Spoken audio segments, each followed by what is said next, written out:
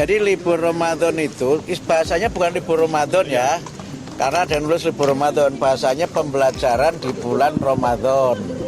Tidak ada libur Ramadan. Ini aturan dari Mendikdasmen.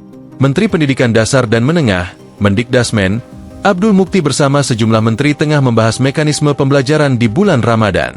Hal ini terkait penyesuaian jadwal kegiatan sekolah selama Ramadan. Jadi libur Ramadan itu bahasanya bukan libur Ramadan ya, karena ada yang nulis libur Ramadan, bahasanya pembelajaran di bulan Ramadan. Nah, itu sudah kita bahas bersama dengan Menko PMK. Jangan pakai kata libur. Tidak ada pernyataan libur Ramadan. Adanya pembelajaran di bulan Ramadan. Kata kuncinya bukan libur Ramadan tapi pembelajaran di bulan Ramadan. Ujar Mukti di Kompleks Istana Kepresidenan, Jakarta, Jumat, 17 Januari 2025.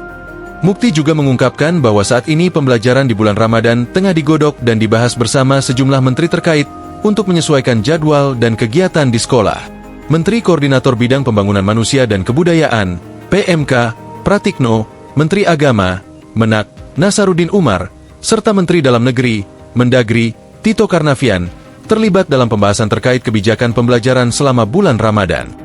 Menteri Agama, Menteri Dalam Negeri, kemudian saya dan KSP. Sudah kita bahas lintas kementerian, sudah ada kesepakatan bersama. Terangnya, untuk itu, semua pihak diminta untuk menunggu terbitnya surat edaran C. Tinggal tunggu saja terbitnya surat edaran bersama. Kapan tuh? Termasuk rapat ini nanti kita sampaikan. Ungkapnya. B. Sebelumnya, Wakil Menteri Agama Romo Hair Muhammad Syafi'i sempat mengungkapkan wacana mengenai libur sekolah selama Ramadan 2025. Pemerintah mempertimbangkan beberapa opsi terkait libur sekolah selama bulan Ramadan tahun ini. Kebijakan serupa sebelumnya diterapkan pada era pemerintahan Presiden keempat Abdurrahman Wahid, Gus Dur, yang meliburkan sekolah selama 1 bulan penuh saat Ramadan. Download Tribun X sekarang, menghadirkan lokal menjadi Indonesia.